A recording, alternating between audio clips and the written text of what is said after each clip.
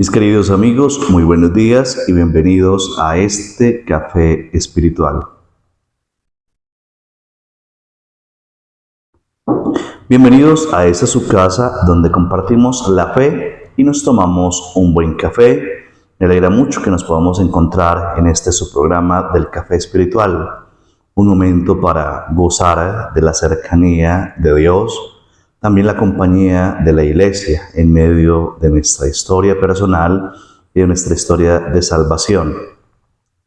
Recordemos que estamos leyendo la carta encíclica Fratelli Tutti sobre la fraternidad y la amistad social del Papa Francisco. Estamos en una explicación y podría decir como cotejando cada uno de los elementos propios de la parábola del buen samaritano.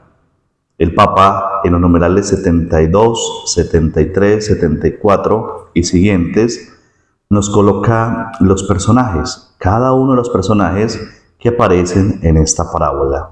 El numeral 72 dice lo siguiente: la parábola comienza con los salteadores. El punto de partida que elige el Señor es un asalto ya consumado.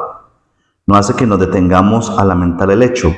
No dirige nuestra mirada hacia los salteadores. Los conocemos. Hemos visto avanzar en el mundo las densas sombras del abandono, de la violencia utilizada con mezquinos intereses de poder, acumulación y división. La pregunta podría ser: ¿de qué hemos tirado al que está lastimado para correr cada uno a guarecerse de la violencia o a perseguir a los ladrones? ¿Será el herido la justificación de nuestras divisiones irreconciliables, de nuestras indiferencias crueles, de nuestros enfrentamientos internos?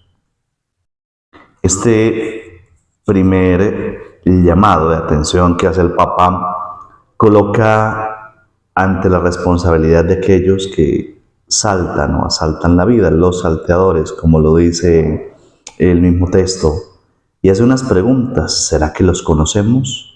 ¿Será que los perseguimos? ¿Será que les damos más importancia a aquellos que gestan la división, a aquellos que están dañando el tejido social, el tejido comunitario, y por esta razón nos olvidamos de los demás?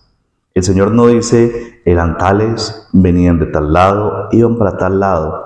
No, una persona ha sido asaltada. Y empieza más o menos la parábola contándonos esta realidad.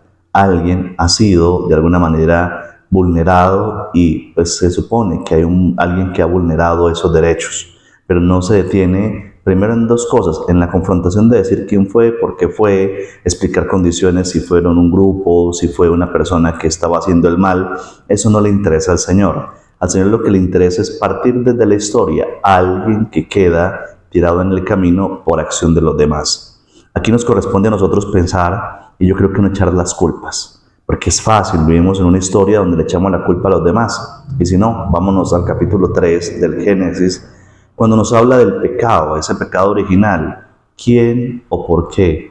Y a veces en esa realidad pensamos en los demás y no somos capaces de asumir la consecuencia de nuestros actos. Recordemos que el hombre le dice a Dios, la mujer que me has dado. La mujer dice, no, la serpiente me tentó y comí. Pero nunca es uno capaz de decir, por mi libertad hice esto o aquello.